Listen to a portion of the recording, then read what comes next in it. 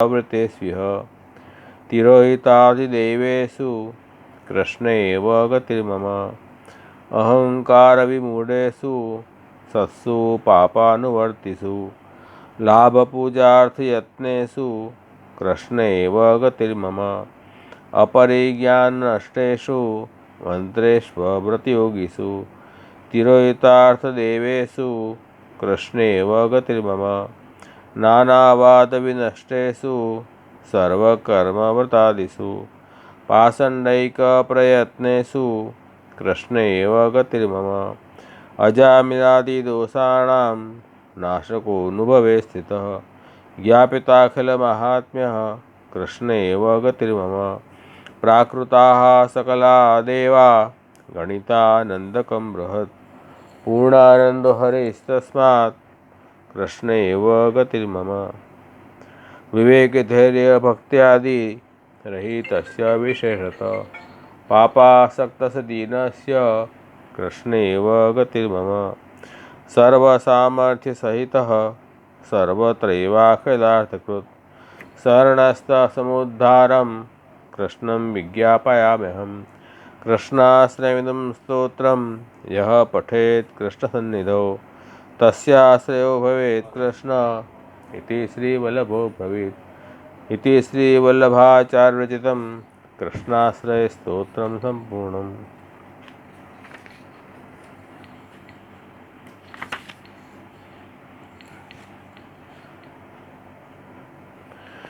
कृष्णाश्रय स्तोत्र के प्रथम श्लोक में हम विवेचन कर रहे थे सर्वमार्गेषु नष्टेषु कलौ च खलधर्मिणी पाषंड प्रचुरे लोके कृष्ण एव गतिर्मम।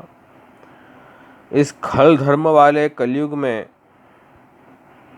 पाखंड की प्रचुरता के कारण लोक में सर्व मार्ग जो है नष्ट होने पर कृष्ण ही मेरी गति है। ये प्रथम श्लोक है।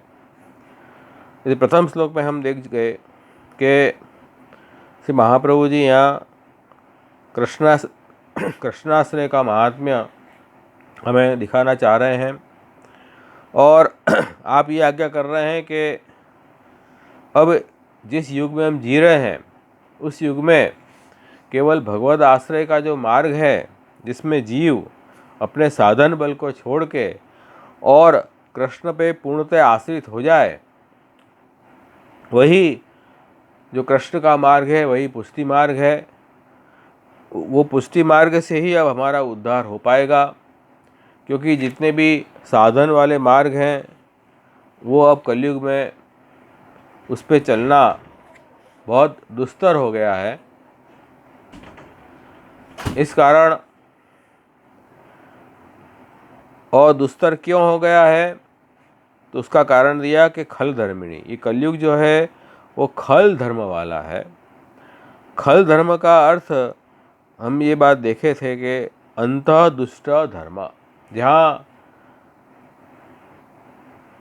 अंतर्दुष्ट जब है ये खल धर्मिणी, अंदर से दुष्टता भरी हुई है, बाहर केवल धर्म का नाटक या आभास है, अंदर दुष्टता भरी हुई होती है।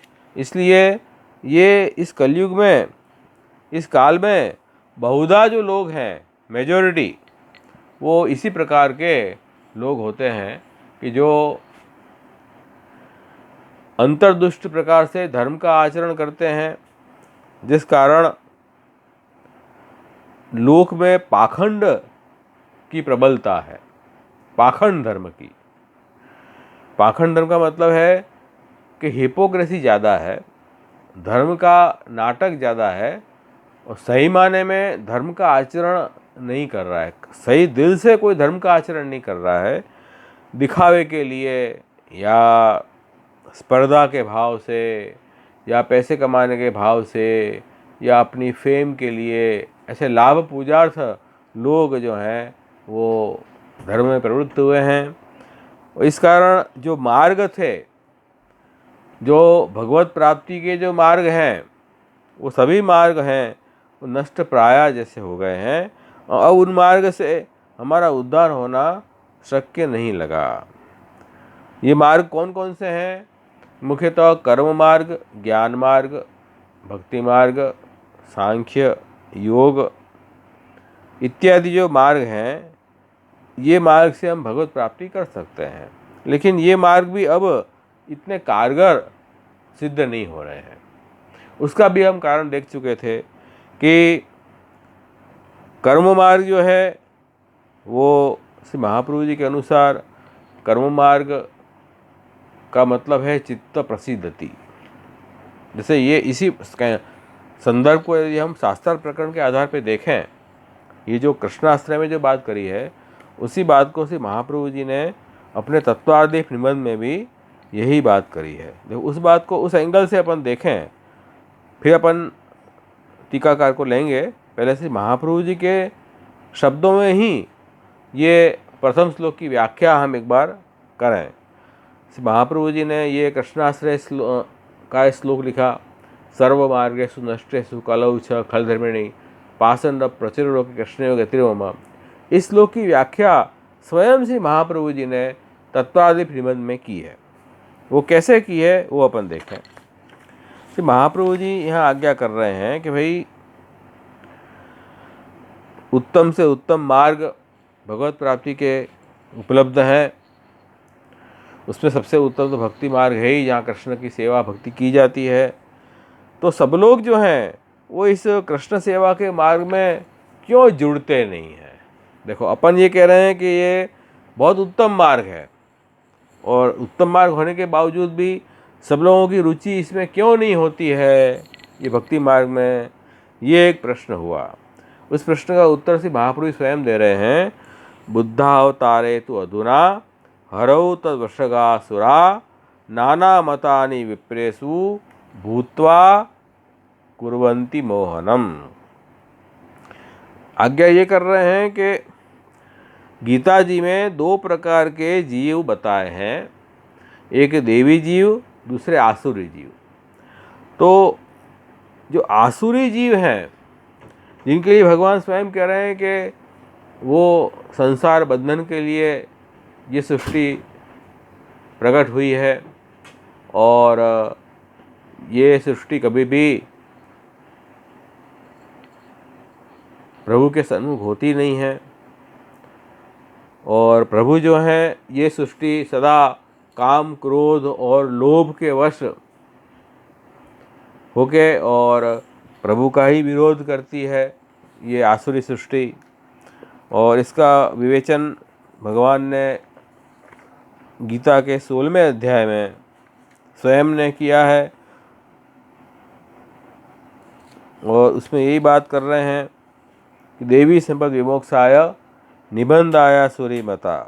देवी जीव जो है मुक्ति के लिए है, संसार दुख से मुक्त होकर वो भगवत प्राप्ति करते हैं, और आसुरी जीव हैं वो बंधन के लिए, संसार बंधन के लिए है, और काम क्रोध परायणा, काम क्रोध में ये परायण होते हैं, और अनेक चिंता उद्वेग से ये भरे हुए होते हैं, और ईश्वर को भी ये मानने स्वीकारते नहीं हैं।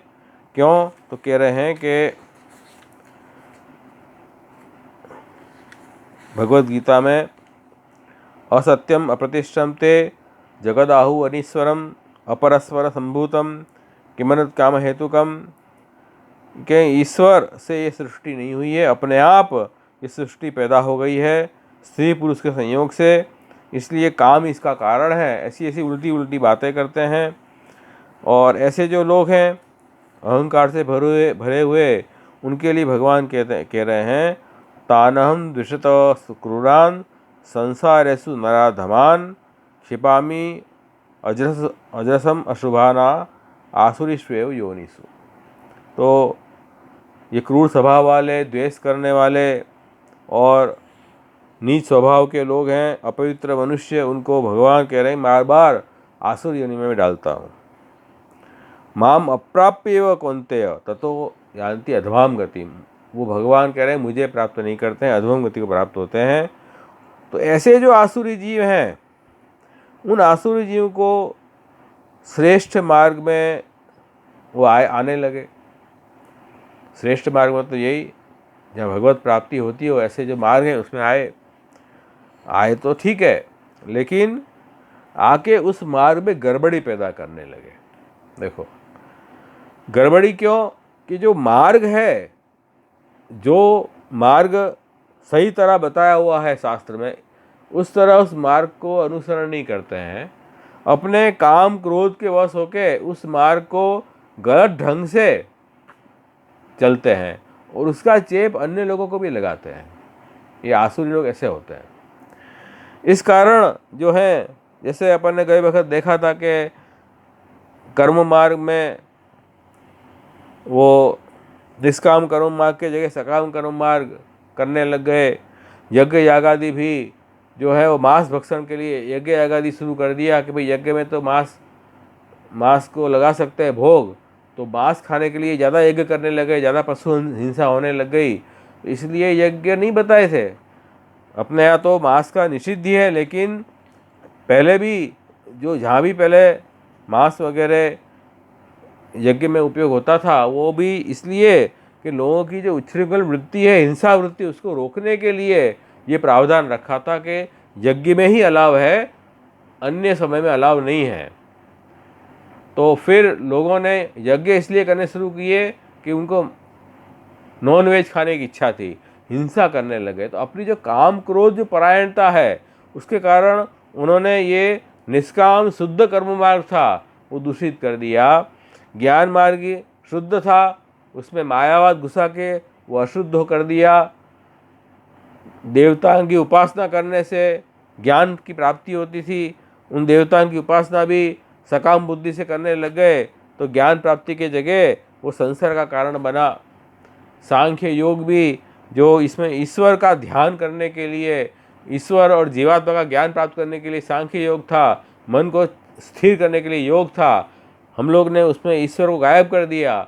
ध्यान करते हैं, सांख्य मतलब त्याग करते हैं, लेकिन ईश्वर को नहीं मानते हैं। तो ये सब आसुरी जीव हैं। तो ये क्या है कि अच्छे मार्ग में घुस के और अच्छे मार्ग को भ्रष्ट करने लग गए, और जो देवी जीव चल रहे थे उनको भी गलत बात बताने लग गए। ऐसे जो आसुरी जीव थे दैत्य जैसे, उनको मोह कराने के लिए भगवान ने बुद्ध अवतार धारण किया। श्री महाप्रभु जी कह रहे बुद्धावतारे तो अधुना हरौ तद्वशगासुराः। तो बुद्धावतार धारण किया, और उस अवतार में प्रभु ने धर्म का जो मूल है वेद, वो वेद की निंदा भी की कि वेद को मानने की जरूरत नहीं है। क्यों निंदा की? क्योंकि इन आसुरी जीवों को मोहित करके वहाँ से हटाने थे। ये बात समझे ना।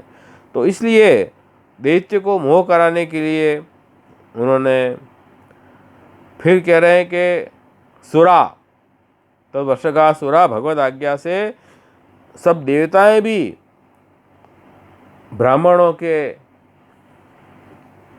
रूप धारण करके और ऐसे ऐसे गलत मत को लोक में स्थापित करने लगे। विप्रेषु भूतवा, ब्राह्मण बन के और नाना मतानि कुर्वन्ति मोहनम, मोह के लिए। तो वो इन देवताएं भी भगवान की प्रेरणा से उनके अधीन होके ऋषियों के कुल में जन्म लेके, और उन्होंने ऐसे ऐसे सब शास्त्र बनाए जिसमें प्रभु का महात्म्य न रहे, या तो बिल्कुल ही न रहे या कम कर दिया जाए। ईश्वर नहीं, और सब चले, कर्म चलेगा, ज्ञान चलेगा, ध्यान चलेगा, योग चलेगा, लेकिन ईश्वर नहीं चाहिए। बस ईश्वर से द्वेष है, ईश्वर को नहीं मत मानो, हम जो बोले वो करो, ये बात हो गई। इससे जो है ऐसे मत प्रचारित किए जिससे लोग वेद और ईश्वर, ये दो चीज से बहिर्मुख हो गए। तो ऐसे शास्त्र भी बनाए जिस शास्त्रों में वेद की और ईश्वर की निंदा लिखी हो, और ऐसे शास्त्र को सुनने से, पढ़ने से जीव की बुद्धि बिगड़ जाती है, फिर वो सन्मार्ग में नहीं आ पाते, फिर वो भगवान की भक्ति के मार्ग में, कर्म ज्ञान जिसमें भगवान की ही उपासना होती है उसमें नहीं आ पाते हैं। इस तरह उनकी जीव इस कारण सब लोग भक्ति मार्ग में नहीं आते हैं, ये कारण है। फिर कह रहे हैं कि ऐसा आप बता रहे हो, लेकिन अगर यदि ये सब जो ये सांख्य योग जो निरीश्वर सांख्य निरीश्वर योग और ये ईश्वर को माने बिना यज्ञ वगैरह कर्म करना, कर्म ही प्रधान है, और ज्ञान में भी ईश्वर की महत्ता जीरो करके और मायावाद का प्रवेश करा के, और जो शास्त्र बनाए हैं वो यदि जीवों को धोखा देने के लिए होते तो शास्त्र में मोक्ष का फल का क्यों वर्णन किया है? इन शास्त्रों में यूँ भी लिखा है कि इससे जीव को मुक्ति हो जाएगी, संसार में से मुक्त हो जाएगा जीव, ये भी लिखा है। तो ऐसा क्यों लिखा है, ये शंका होती है। उसका समाधान ये है कि सबसे पहले एक बात समझो कि मोक्ष को फल देने वाले के लिए तो अपने यहाँ 4 वेद है, 18 पुराण हैं, ये सब शास्त्र थे ही, पहले से ही थे। उन शास्त्रों को छोड़ के और अपने स्वतंत्र ढंग से अपने शास्त्र बनाने की जरूरत क्या पड़ी? ये भी क्वेश्चन है ना। जब ऑलरेडी ये शास्त्र हैं, प्रमाणित शास्त्र अपने यहाँ हैं, फिर उन शास्त्रों को रिजेक्ट करके और अपने स्वतंत्र शास्त्र बनाने, इससे मालूम होता है कि अवश्य आप जो शास्त्र बना रहे हो वो मोह करने के लिए बना रहे हो। ये मोह शास्त्र बनाने की आज्ञा है। एक्चुअली वास्तव में पुराण में भी ये बात का संदर्भ उल्लेख है कि ये अपने वराह पुराण में ये आया है बात कि मोह शास्त्र बनाने की आज्ञा शिवजी को स्वयं भगवान ने की थी। क्या की? त्वं च रुद्र महाबाहो मोह शास्त्राणि कारय। हे रुद्र, आप मोह शास्त्र की रचना करो। और पद्म पुराण में भी आया है, स्वागमयी कल्पितई त्वंच जनान मद विमुखान कुरु। भगवान आज्ञा करेंगे, हे रुद्र, आप ऐसे शास्त्र बनाओ जैसे मनुष्य मेरे से दूर हो जाए। ये सब आज्ञा किसके लिए है?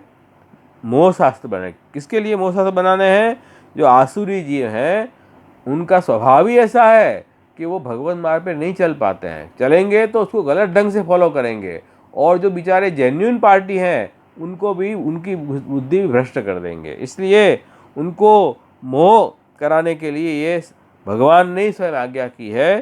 शिव जी को भी आज्ञा की, खुद स्वयं भी बुद्ध का अवतार धारण करके पधारे, और भी सब देवों को भी आज्ञा की कि आप भी ऋषियों के कुल में जन्म लेके ऐसे ऐसे बातें शास्त्र बनाओ। तो ये बात यहाँ लिखी हुई है। इसलिए सब लोग कृष्ण के मार्ग से हट गए। और सबसे बड़ा मोह जीवन में क्या है? तो श्री महाप्रभु आज्ञा कर रहे हैं कि अयमेव महामोह ही इदमेव प्रतारणम यद कष्टम न भजेत प्राज्ञ शास्त्र अभ्यासर कृत। सबसे बड़ा मोह तो जीवन में यही है कि आपको ज्ञान है, आपने शास्त्र पढ़े हैं, आपके अंदर भगवत सेवा भक्ति करने की सामर्थ्य भी भगवान ने दी है, फिर भी आप ठाकुर जी की सेवा भक्ति नहीं करते हो।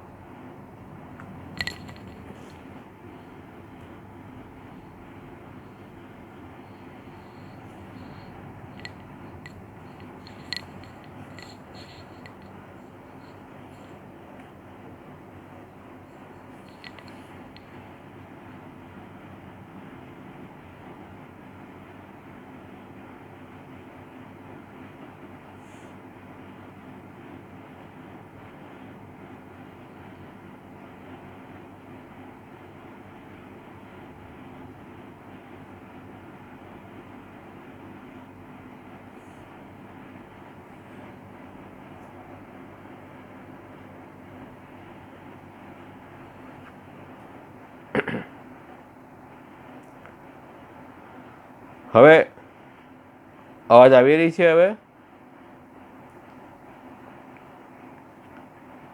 કનેક્શન, ઇન્ટરનેટ કનેક્શન કટ થઈ ગયું હતું। तो वो यहाँ आज्ञा कर रहे हैं कि जीवन में सबसे बड़ा मोह क्या है कि सब कुछ पढ़ लिख के और क्रिया सामर्थ्य होने के बावजूद भी हम भगवान की भक्ति में प्रवृत्त नहीं होते हैं। सबसे बड़ा मोह बताया गया है। उसके बाद आज्ञा कर रहे हैं कि ये जो शास्त्रों की रचना हुई है उनका जो अनुसरण कर रहे हैं, तो ये शास्त्र की रचना करने वाले तो भगवान की ही आज्ञा से रचना कर रहे हैं, वो तो भगवान के ही सेवक हैं। तो भगवान के सेवक के द्वारा बताए गए मार्ग अनुसार कोई जीव प्रवृत्त होता है तो उसको भी सत्फल की प्राप्ति होनी चाहिए कि नहीं होनी चाहिए, ये प्रश्न है। तो कह उनके लिए ऐसे महाप्रभु जी ने जवाब दिया कि तेषाम कर्मवशानाम ही भव एव फलिष्यति। देखो एक बात समझो कि जो मोहशास्त्र बनाने वाले जो ऋषि लोग हैं, उन्होंने किसी भी मनुष्य या जीव को जबरदस्ती से तो ये नहीं कहा कि हमारे मार्ग में आओ, लेकिन उनका ब्रेन वॉश ऐसा कर दिया कि वो कृष्ण को कम समझें, भगवान ईश्वर को, कृष्ण या ईश्वर समझ लो, दोनों एक ही है, तो ईश्वर को कम समझें, उसका महात्म्य कम कर दें। इसलिए लोग जो हैं वो ब्रेन वॉश के कारण ज़बरदस्ती से नहीं, लेकिन उनको अज्ञान दे दे के उनकी बुद्धि बिगाड़ दी, जिस कारण वो उनके बताए हुए मोह शास्त्र के मार्ग में प्रवृत्त हो गए। इसमें मूलतः तो कर्मवशानाम, उनके जो दुष्कर्म थे वो वही आड़े आ गए, जिस कारण उनकी बुद्धि ऐसी हुई कि हम जो भगवान की विमुखता की बात कर रहे हैं उनके शरण जाएं। देखो ये स्थिति हो जाती है, आदमी का ब्रेन वॉश कितना हो जाता है कि जो ठाकुर जी को गाली दे रहे हैं, प्रभु की इच्छा को नहीं मान रहे हैं, अपने अहंकार को बलवान मान रहे हैं, ऐसे लोगों के भी अनुयायी बहुत हैं। देखो ऐसी बात हो जाती है, तो ऐसे लोग को भी लोग मानते हैं। इतना ये हद तक ब्रेन वॉश हो गया कि श्रीनाथ जी को, भगवान श्री कृष्ण को अपशब्द कह रहे हैं, फिर भी उनके फॉलोअर्स हैं। देखो ये बात है ना, तो ये क्या हुआ, क्यों फॉलोअर्स हैं वो, उनके कुछ प्रारब्ध खराब कर्म उन्हें किए होंगे, जिस कारण उनकी बुद्धि ऐसी हुई कि हम ऐसे बहिर्मुख लोगों को अनुसर है। ये बात यहाँ हो गई है। तो ये बात यहाँ कह रहे हैं कि ये अशुभ कर्म का फल रूप है, और इसमें इन ऐसे जो कपट फैला रहे हैं ऐसे लोगों में श्रद्धा भी लोगों को हो जाती है।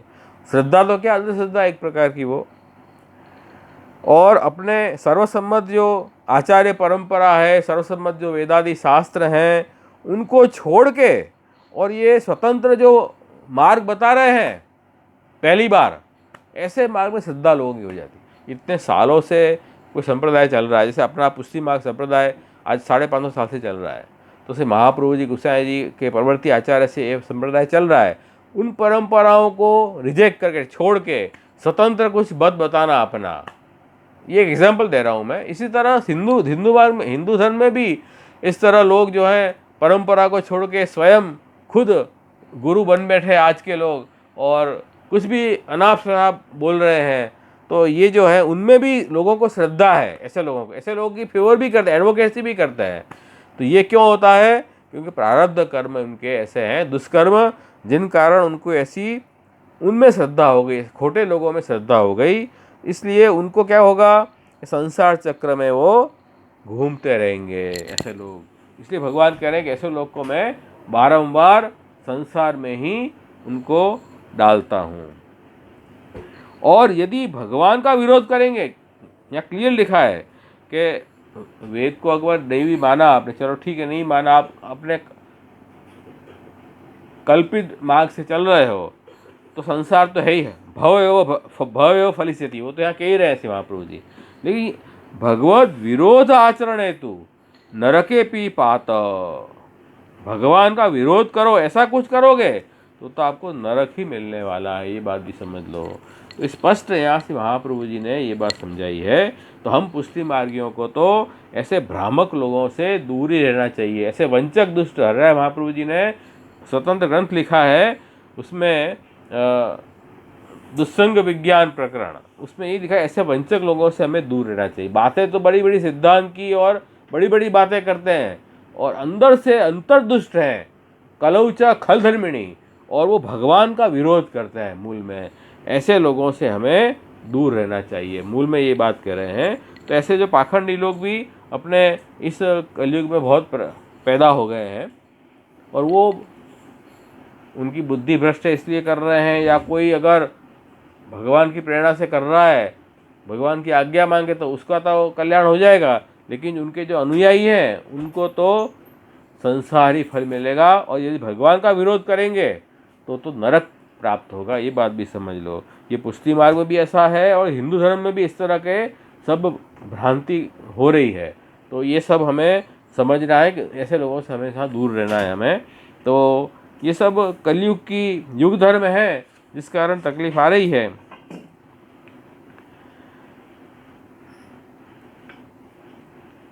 अब कह रहे हैं कि आप जो कह रहे हो ये बात समझ में तो आ रही है, लेकिन एक प्रश्न ये उठ रहा है कि ऐसी महाप्रभु जी आगे कर रहे हैं कि जो आप कह रहे हो कि ज्ञान मार्ग में मायावाद आ गया और कर्म मार्ग में जो है वो सकाम कर्म आ गया और कर्म प्रदान कर दिया, ईश्वर को भूल गए।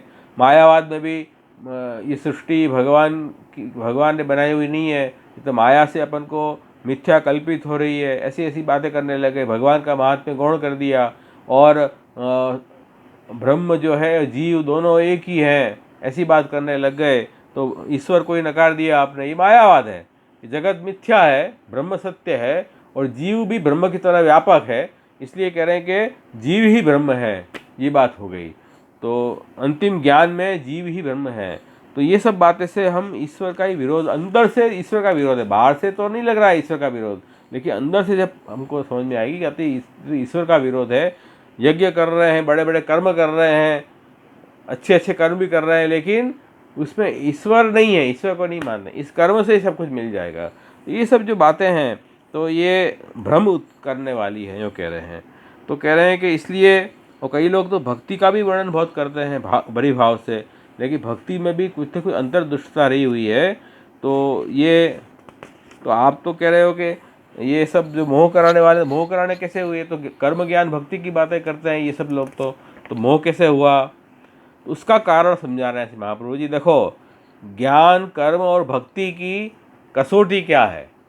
What is the barometer of कर्म ज्ञान भक्ति?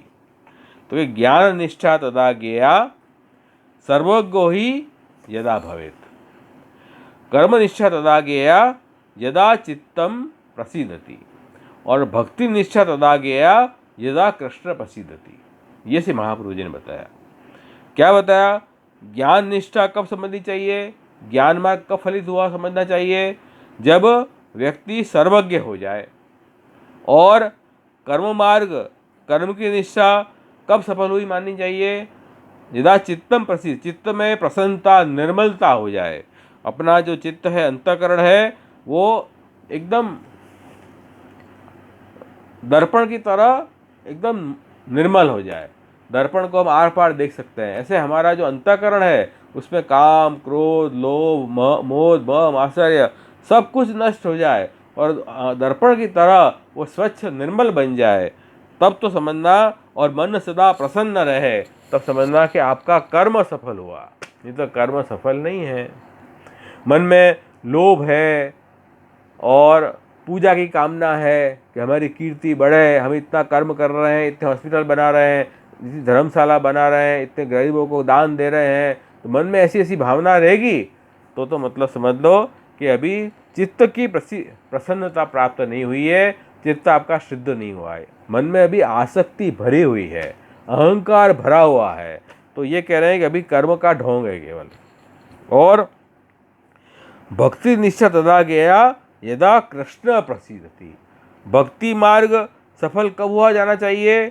जब कृष्ण की प्रसन्नता प्राप्त हो, तब समझना कि भक्ति मार्ग आपका सक्सेस हो। ये 3 पैरामीटर है, कर्म मार्ग, ज्ञान मार्ग, भक्ति मार्ग। 3 मार्ग जो हैं वो आत्म उन्नति का, कल्याण के मार्ग बताए गए हैं। तो ये मार्ग की सफलता कब है? जब ज्ञान मार्ग की सफलता है सर्वज्ञता, कर्म मार्ग की सफलता है चित्त की शुद्धता, निर्मलता, प्रसन्नता, भक्ति मार्ग की सफलता है भगवान कृष्ण की प्रसन्नता। अब देखो कैसे ये मार्ग विकृत हुए। शास्त्र में जो ज्ञान का वर्णन आता है वहाँ कह रहे हैं कि हम तो केवल गुरु के पास जाएंगे और गुरु के पास जाके और गुरु ब्रह्म का ज्ञान हमें देगा। क्या ज्ञान देगा? तत्त्वमसि, अहम ब्रह्मास्मि, तू ब्रह्म है, वो तू है, वो मतलब वो ब्रह्म, तू मतलब जीव है, ऐसे तरह का उपदेश देगा। उपदेश मात्र लेने से हमें ब्रह्म ज्ञान हो जाएगा। और फिर क्या होगा, ये तो केवल ब्रह्म कहने से तो ब्रह्म ज्ञान नहीं होगा। महाप्रभु जी कह रहे हैं कि ब्रह्म ज्ञान का मतलब है यस्मिन विदिते सर्वम इदम विज्ञानम भवति। जिसको अपन जान लें, मतलब जिस ब्रह्म को जान लें, फिर तो सब वस्तु का ज्ञान हो जाए। तो शिष्य ने अगर ब्रह्म ज्ञान प्राप्त कर लिया गुरु से, फिर तो वो ज्ञानी हो गया, संन्यास ले लिया, सब कुछ छोड़ दिया। हम तो ज्ञान मार्गी हैं, हमने परमहंस ज्ञान मार्ग का संन्यास लिया है, अब हमें कुछ कर्म करने की जरूरत नहीं है। फिर तो जगत के सब पदार्थ का ज्ञान हो जाना चाहिए। ऐसा होता तो नहीं है। एक जगह बैठे हुए उसको त्रिकाल ज्ञान हो जाना चाहिए, भूत भविष्य वर्तमान का, और सब ठिकाने क्या हो रहा है सब ज्ञान होना चाहिए। ऐसा होता है क्या? नहीं होता है। मतलब कि ज्ञान तो केवल गुरु से केवल शाब्दिक ज्ञान लिया है, अभी उसको अनुभव तो है नहीं। तो अनुभव बिना कर्म कैसे छोड़ सकता है? और भगवान की उपासना में छोड़ दी, हम तो ज्ञानी बन गए, तो ये तो केवल ढोंगबाजी है, वो कह रहे हैं। तो ऐसा नहीं होना चाहिए। इसी तरह कर्म मार्ग की बातें बताई, उसमें यज्ञ करना चाहिए। कर्म में यज्ञ क्या है? भगवान की पूजा है। यज्ञ का मतलब ही है कि देव पूजा। और देव पूजा में जिन कर्म मार्ग में जिन जिन देवताओं की पूजा की जाती है, वो सबको भगवान के अंग मांग के की जाती है, क्योंकि विराट पुरुष के सभी देवताएं किसी न किसी अंग में उनके अंतर्यामी रूप से स्थित हैं विराट पुरुष में। तो हम उन विराट पुरुष की ही पूजा करते हैं यज्ञ करके, और उन देवताओं का नाम लेके उन विराट पुरुष के एक एक अंग का ही हम पूजन कर रहे हैं। ऐसी बात लिखी है, उसको हम नहीं मानते हैं। और भगवान को कर्म फल देने वाला नहीं मानते हैं। ये कर्म ही फल देगा, कर्म तो जड़ है, वो कैसे फल देगा? फल देने वाले तो भगवान है, वो नहीं मानते हैं। इस स्थिति में आपका चित्त शुद्ध होने वाला नहीं है, क्योंकि कर्म में से तो अंतःकरण शुद्ध होना चाहिए, तो वो नहीं होता है। तो ये बात यहाँ समझाना चाह रहे हैं कि यही तरह से जहाँ भक्ति का वर्णन कहा है, ऐसे मोक्ष शास्त्रों में भक्ति की बात भी आती है। कई कहते हैं भक्ति निवाद तो करे छे, अरे पर भक्ति निवाद करे छे, पर वो भक्ति को मुख्य फल नहीं मान रहे हैं। वो तो कह रहे हैं कि ज्ञान प्राप्ति हो तब तक भक्ति करने की जरूरत है, फिर भक्ति करने की जरूरत नहीं है। भक्ति गौण हो गई, ज्ञान मुख्य हो गया। भक्ति सेवा कौन करते हैं? जिनको भी ईश्वर का ज्ञान नहीं हुआ है, वो सेवा करते हैं, बैठ के भक्ति करते हैं। तो हम लोग तो अभी कनिष्ठ अधिकारी हैं, जो ज्ञान मार्ग के उत्तम अधिकारी, ऐसा गलत अर्थ लिया है। तो कह रहे हैं कि इस तरह से तो भक्ति भी सफल नहीं होगी। तो ये शुद्ध परब्रह्म की भक्ति जो है, वो ये मोक्ष शास्त्रों ने ऐसे गलत ढंग से बता दी, और अपनी भावना है प्रभु के लिए उसको कल्पित बता दी। तो इस तरह से तो भगवान की भक्ति भी कल्पित हो जाएगी। तो भगवान की भक्ति भगवत प्रसन्नता के लिए करनी चाहिए, सेवा भगवत प्रसन्नता के लिए करनी है, और किसी भाव से नहीं करनी है। ये बात भी समझना चाहिए, क्योंकि भक्ति से ही भगवान प्रसन्न होते हैं। भक्त्या एवं तुष्टि अभ्यति, भक्ति से प्रसन्न होते हैं, ये बात भी यहाँ समझाई है। तो देखो, ये सब बातें समझाने से एक बात समझ में ये बात आ रही है कि इन शास्त्रों ने कैसी तरह से मोह फैला दिया कि जो कर्म ज्ञान भक्ति जो सुंदर मार्ग थे भगवत प्राप्ति के, उन मार्गों को भी भ्रष्ट कर दिया। कलो च खल धर्मिणी कलयुग ने आके ये काम किया, सबसे पहले आके तो पाखंड फैला दिया, सर्व मार्ग जो है वो नष्ट हो गए। तो कह रहे हैं कि ये बात ठीक है, चलो आप कह रहे हैं, लेकिन थोड़ा फल तो मिलना चाहिए।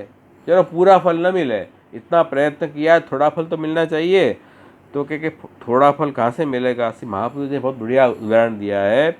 नहीं महाग्रह आरंभे सामीकृते तथा किंचित फलमस्ति। क्या कर रहे हैं कि बड़े मकान को हम निर्माण करना शुरू करें रहने के लिए, और वो मकान आधा बना के छोड़ दिया, तो आधे अधूरे मकान में क्या हम रह पाएंगे? 4 दीवार खड़ी कर दी, ऊपर छत तो है ही नहीं, हम बैठे हुए हैं। बारिश आ रही है और धूप लग रही है, ठंड के मारे परेशान हो रहे हैं, तो वो आधा उधार मकान से हमारा प्रयोजन के सिद्ध कैसे होगा? तो क्या ऐसे आप बात कर रहे हो कि थोड़ा फल तो मिल जाए? अरे तुमने ये मार्गों को ही व्यवस्थित रूप से अपनाया नहीं है, उसमें पाखंड फैला दिया और मोहक बना दिया, तो आधा अधूरा फल भी कहाँ से मिलेगा? तो वो फल वहाँ नहीं मिलेगा। इसलिए कह रहे हैं कि ये तीनों जो मार्ग हैं वो फल सिद्ध नहीं कर पाएंगे कलयुग के कारण। और मनमाने ढंग से यदि अपन कर्म ज्ञान भक्ति करेंगे तो मनमाने ढंग से आपको ये फल भी नहीं मिलेगा। लेकिन शास्त्रों ने और हमारे गुरुओं ने जिस तरह हमें आज्ञा दी है उस तरह से यदि हम करेंगे उसको तो फल सिद्ध हो सकता है। तो स्व अधिकार अनुसारेण मार्ग त्रेधा फलाय ही। तो अपने अधिकार अनुसार, और जैसे अपने यहाँ शास्त्र में गुरु ने जो विधि बताई है उस तरह से हमें इस मार्ग पे चलना होगा। मनमाने ढंग से करेंगे तो लोक में भी काम सिद्ध नहीं होगा। लोक में भी गवर्नमेंट का कोई काम करना है तो अपने ढंग से करोगे तो चलेगा। गवर्नमेंट के जो कानून हैं उनकी फॉर्मेलिटी आपको कंप्लीट करनी पड़ेगी, तब आपको फल मिलेगा। तो लोक में भी इस तरह है और वेद में भी इस तरह से बताया गया है, तो इस तरह से नहीं होगा। तो वही से महाप्रभु जी कह रहे हैं कि देखो इस तरह तो ये सभी मार्ग जो हैं वो, मतलब यहाँ भक्ति मार्ग का मतलब कौन सा मार्ग है? विहित मार्ग। शास्त्र में जो विहित भक्ति का मतलब है, शास्त्र में जो साधन भक्ति मार्ग बताया है, इतना नवधा भक्ति की ये साधन करो, उस साधन से फिर आपको प्रेम लक्षणा भक्ति होगी। तो साधन मान के श्रवण कीर्तन स्मरण करना, ऐसे साधन भक्ति की बात है। वो भक्ति भी जो है हमने गलत प्रयोजन से की, इसलिए वो भक्ति भी फलदायक नहीं रह गई है, ये यहाँ समझाना चाह रहे हैं। तो इसलिए कह रहे हैं कि ये मार्ग, तीनों मार्ग कब फलित होंगे कि निष्ठा भावे फलम तस्मात् न अस्ति एव विनिश्चय निष्ठा च साधनी रेव न मनोरथ वार्ताया। इसलिए से महाप्रभु जी ने स्पष्ट ये कही कि मार्ग फलित कब होगा? केवल बात बनाने से, बैठ के बात कर रहे हैं, प्रवचन कर रहे हैं 3-3 4-4 घंटा, ऐसे मार्ग फलित नहीं होगा।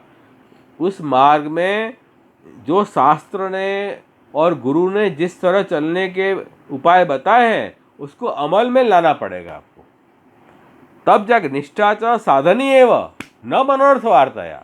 ये तो पुष्टि मार्ग में भी इतनी बात लागू होगी कि हमारे गुरु ने जिस तरह हमें मार्ग में चलना बताया ऐसे चलना पड़ेगा। अपन मनोकल्पित ढंग से हमको तो ये बात जच रही है भाई, हम तो ऐसे ही करेंगे, ऐसे नहीं होता है। अपने यहाँ अपने गुरु ने क्या आज्ञा दी है और अपने आचार्य परंपरा में कैसे मार्ग को सब लोगों ने जिया है, इस तरह से उस मार्ग पे चलना पड़ेगा। तो यही यहाँ समझाना चाह रहे हैं कि तभी निष्ठा आपकी फलित होगी, कि निष्ठा के अभाव में तो कोई भी मार्ग फलित नहीं होता है। तो ये कह रहे हैं कि अब कलयुग की स्थिति तो ये हो गई है कि सर्व मार्ग सुनस्त कलौ धर्मी पासंद प्रचलित कृष्ण में गतिरोमा। कलयुग की स्थिति क्या हो गई है? अधुना ही अधिकारास्तु सर्वैव गता कलौ। महाप्रभु जी क्या कर रहे हैं कि अब तो कलयुग के कारण सभी के अधिकार समाप्त हो गए। सभी मतलब कर्म ज्ञान और विहित भक्ति, साधन भक्ति, वो तीनों मार्ग में अब किसी की योग्यता नहीं रही है चलने की। सभी अयोग्य बन गए हैं क्योंकि पाखंड प्रचुरे लोके कलौचा खलधर्मिणी, ये मुख्य कारण है उसके। तो फिर अब क्या करना? कृष्ण एवं गतिर्मम। उसी बात को महाप्रभु जी ने कैसे बताई है कि कृष्ण चे सेवेते भक्त्या कलिस तस्य फलाय ही। इस कलयुग में भी यदि कोई भक्ति पूर्वक कृष्ण की सेवा करेगा, कृष्ण का आश्रय ग्रहण करेगा, तो उस कृष्ण सेवक और कृष्ण आश्रित जीव को कलयुग भी फल देने वाला बन जाएगा। देखो ये या बात समझाई हो। अधुना ही अधिकारास्तु सर्वैव गता कलौ कृष्ण चे सेवेते भक्त्या कलिस तस्य फलाय ही।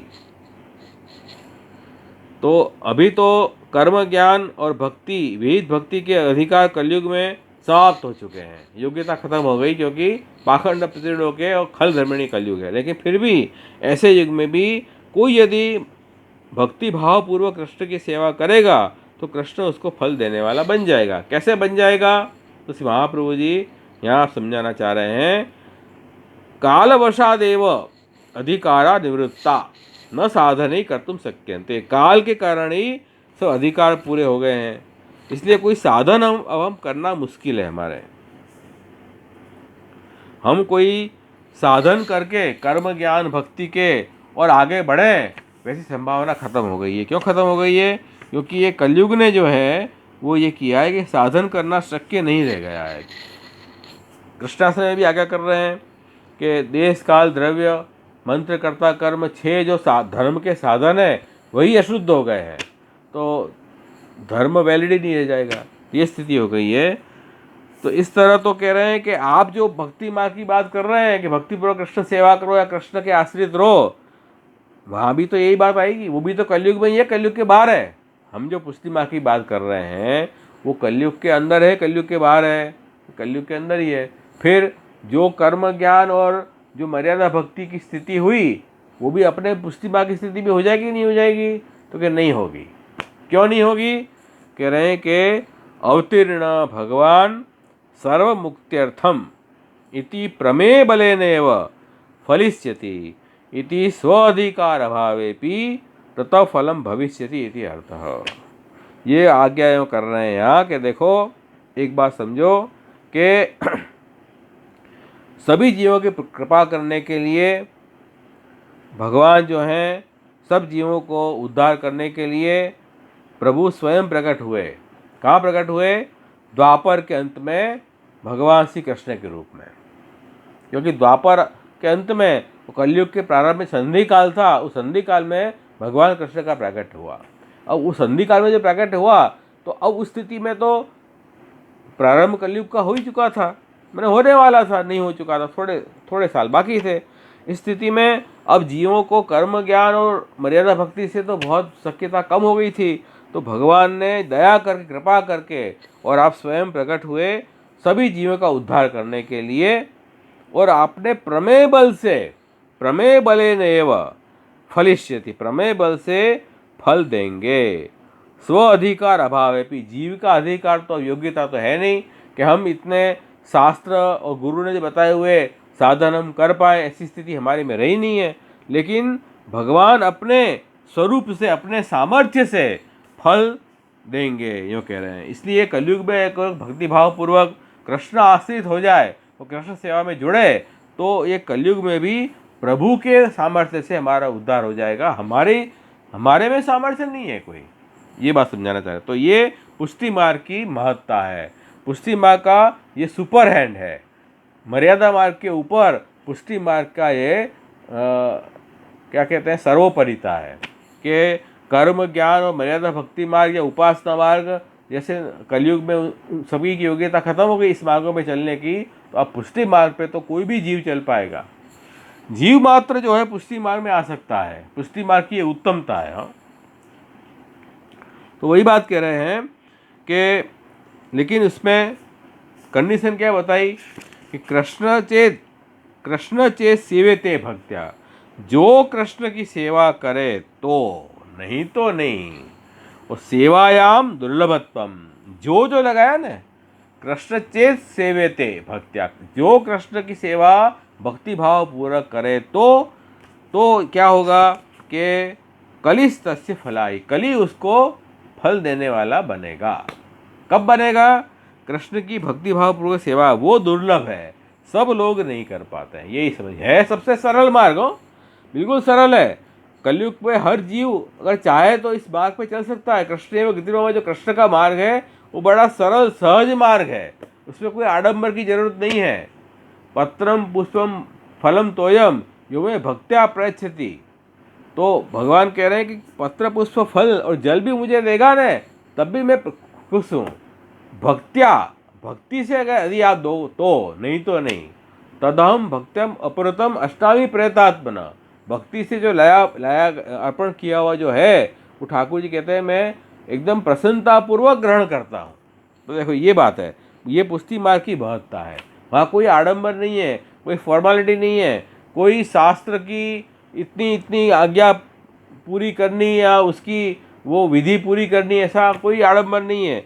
जो सहजतया उपलब्ध है, आप प्रभु को सहज प्रेम भाव से अर्पण करते हो तो ठाकुर जी उसको अवश्य ग्रहण करेंगे। भक्त्या का मतलब ये है कि न तो विहितत्वेन, शास्त्र ने साधन बताए हैं, इसको मैं अनुष्ठान करूं। भाई ये मंत्र जब करना है तो मैं मंत्र जब करने बैठ जाऊं, इतना मंत्र जब कर लूँगा तब फल मुझे मिलेगा। या ठाकुर जी को तुलसी समर्पणी है तो इतने तुलसी तो सर दूँ तब जाके मुझे फल मिलेगा। या ठाकुर जी को दंडवत प्रणाम करूं फिर फल मिलेगा। ठाकुर जी की लीलाएं इतना श्रवण कर लूँ, इतना कीर्तन करूं, फिर ये साधन करने के बाद फल मिलेगा। ऐसी साधन बुद्धि से नवधा भक्ति नहीं करनी है, वो तो मर्यादा भक्ति है ही पहले। ये साधन है, फल मुझे बाद में मिलेगा इस भाव से नहीं। हम जो कर रहे हैं, श्रवण कर रहे हैं, कीर्तन कर रहे हैं, स्मरण कर रहे हैं, पाद सेवन, अर्चन, वंदन, दास्य, सख्य, आत्मनिवेदन, ये सभी कुछ जो है वो फल मान के करना, यही हमारा फल है। कृष्ण संबंधित है ना, महाप्रभु जी कह रहे हैं कृष्ण सेवा सदा कार्या। ये सेवा जो कैसे करनी है, भक्ति भाव पूर्वक। मतलब क्या हुआ कि कृष्ण सदा आनंद स्वरूप है इसलिए फल है, और कृष्ण के साथ जुड़ी हुई हर उपचार, कृष्ण के साथ जुड़े हुए हर उपचार जो है वो भी स्वयं फल रूप हो जाएंगे, ये कह रहे हैं। इसलिए कृष्ण सेवा हो, कृष्ण कथा हो, या कृष्ण का पाद सेवन, या कृष्ण का दास्य, या कृष्ण का आश्रय, या कृष्ण की वंदन, सभी कुछ फल रूप आनंद रूप है, ऐसे मान के यदि हम करें तो फिर कलयुग कुछ बिगाड़ नहीं पाएगा। कालस्तु अनुगुण एव इति अर्थ, फिर तो काल जो है वो अपने अनुकूल बन जाएगा, फिर काल कुछ नहीं कर सकता। क्यों? अब तो ये हम जो कार्य कर रहे हैं वो साधन रूप तो कर ही नहीं रहे, हमारे सामर्थ्य कर ही नहीं रहे, ये तो ठाकुर जी कृपा हमारे ऊपर हुई, वो कृपा का ही ये परिणाम है कि हम फल मान के इसको प्रभु संबंधी उपचार कर रहे हैं। तो ठाकुर जी के सामने तो काल का भी कुछ नहीं चलेगा ना। जब हम कृष्ण मान के ये कार्य कर रहे हैं, सेवा कथा वगैरह स्वयं कृष्ण है, कृष्ण का ही ये स्वरूप है, जो मान के कर रहे हैं, तब तो काल कृष्ण के सामने, परमात्मा परब्रह्म के सामने काल क्या करेगा? काल तो उनका एक छोटा सा सेवक है, भगवान तो स्वामी है। इसलिए कह रहे हैं कि ठाकुर जी अपने प्रमेय बल से, अपने सामर्थ्य से उस जीव का उद्धार कर देंगे, काल कुछ नहीं कर पाएगा। इसी अर्थ में कहा है कलऊ तद हरि कीर्तनात्, कलयुग में तो हरि कीर्तन मात्र से ही जीव को उद्धार हो जाएगा। कीर्तन भी इस भाव से कि हरि का कीर्तन है, हरि फल रूप है, आनंदात्मक है, उनका श्रवण कीर्तन भी जो है वो आनंदात्मक है। ऐसे मान के यदि अपन करें कि हमने ठाकुर जी का नाम, जैसे मैंने 1 घंटे आपको एक कृष्ण की महात्मा सुनाया, तो ये मेरे लिए तो धन्य हो गए। मेरे मुख से कृष्ण का नाम, कृष्ण की महत्ता, यशोगान निकला, तो मेरी वाणी पवित्र हो गई। और आपको समझ में आया नहीं आया वो तो सेकेंडरी क्वेश्चन है। प्राइमरी क्वेश्चन तो ये है कि मुझे आनंद आया और ठाकुर जी की प्रसन्नता मुझे प्राप्त हो, बस यही भाव से मैं कर रहा हूँ। तो ये जो है वो कृष्ण आश्रय का मार्ग हो गया, कृष्ण एवं गतिर्मम हो गया। तो इसमें कलयुग अपनी टांग नहीं अड़ा सकता, कलयुग कुछ नहीं कर सकता, भाग जाएगा वो, कलयुग कुछ नहीं कर पाएगा। इसलिए कह रहे हैं अतः अधिकारेण अनधिकारेण वा कृष्ण भजनम कर्तव्यम इति सिद्धम। इसलिए जो योग्य है कि अयोग्य है, सभी कृष्ण का भजन सबको करना है, सभी का उद्धार हो जाएगा। ये कृष्ण आश्रय का ऐसा मार्ग है, इसमें कोई भी समस्या नहीं है जीव को। इसी अर्थ में यहाँ कृष्ण एवं गतिर्मम कहा है। तो अब ये अपन ये पूरा जो श्लोक है, सर्वमार्गेषु नष्टेषु, जो श्लोक है प्रथम श्लोक, उसका विवेचन मैंने श्री महाप्रभु जी के ही शब्दों में, महाप्रभु जी ने तत्वाधिक प्रबंध में उसी बात को समझाया है, इस श्लोक को, वो आपको मैंने आपके सामने प्रस्तुत कर दी। तो इसमें आप देखो और एकदम क्लियर बात हो गई। अब नेक्स्ट टाइम अपन ये देखेंगे कि ये जो बताया कि कलयुग में जो भक्ति मार्ग है, कृष्ण का सेवा का मार्ग, उसमें कोई कलयुग प्रतिबंध नहीं डाल पाएगा। उसका जो कैसे नहीं क्यों नहीं डाल पाएगा, वो अब भागवत के अनुसार, अन्य शास्त्र के अनुसार कैसे भक्ति की महत्ता है, कैसे कृष्ण आश्रय का जो मार्ग है उसकी महत्ता है, वो हम अपन नेक्स्ट टाइम अगले शुक्रवार को देखेंगे। आज अपन जो है वो चिरंजीव मोदित बाबा अपन को थोड़ा सत्संग कराएंगे 10-15 मिनट। तो सब जो लोग लाइन पे से हटे नहीं, लाइन पे जुड़े रहें, क्योंकि सुंदर सत्संग का भी अवसर है। अब तो सब निवृत्त होकर बैठे हो, अभी क्या है, अब अब तो बढ़िया अच्छी अच्छी बातें सुन के और शयन करोगे तो आपको सपने भी सुंदर आएंगे, नींद भी अच्छी आएगी। तो अभी कोई भागना मत, सब बैठे रहना। मुदीर बाबा अभी आपको बढ़िया सत्संग कराएंगे। तो फिर अपन वापस कृष्णाश्रय का जो अपना अधूरा पाठ है उसको अगले शुक्रवार को फिर कंप्लीट करेंगे। इसके पहले रविवार को बालकों का सत्संग होगा 9:30 बजे जूम में। तो आपके परिवार के बालकों को उसमें अवश्य आप बैठाना, वो सेमिनार ज्वाइन करें। आप तो जो आपने सुना है ना उसका मनन करो, आपको बच्चों के क्लास में बैठने की जरूरत नहीं है। सोमवार को अपन नियमित रूप से मिलेंगे। सोमवार को अपना श्रीमद् भागवत पुराण का